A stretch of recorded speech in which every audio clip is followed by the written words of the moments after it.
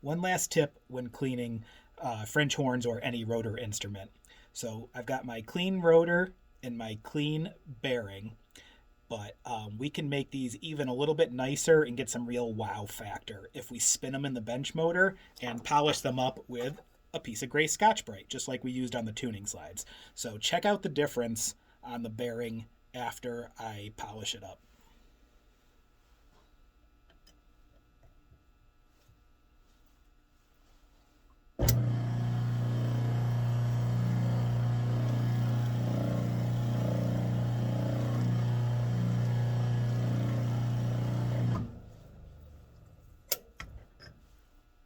So there's the unpolished side, and there's the side I just polished. So that's some real nice wow factor for when the customer gets their nice clean instrument back. So I'd of course flip it around and then polish the other side.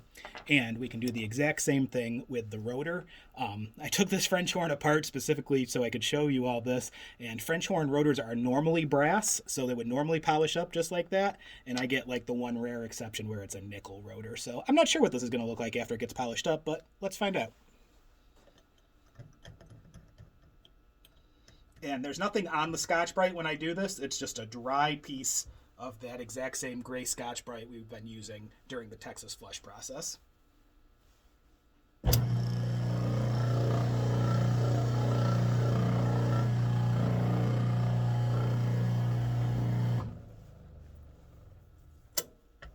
Now that really did shine it up pretty nice. So that's a good looking rotor right there. So what about inside here? How on earth are we going to polish that?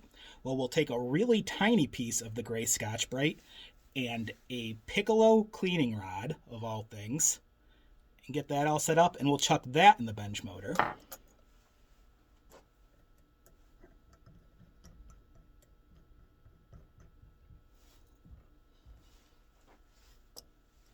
And then once we've got this spinning, I can actually get it to fit inside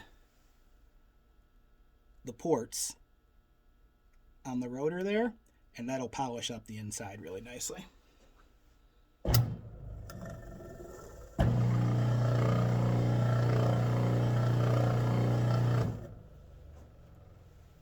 There we go. Not sure how well that's going to show up, but I've polished the top and not the bottom. You can kind of see it, I think. But yeah, in real life, that is making it look really nice. So that's just the final steps that we would do after a French horn ultrasonic cleaning before we start the reassembly process.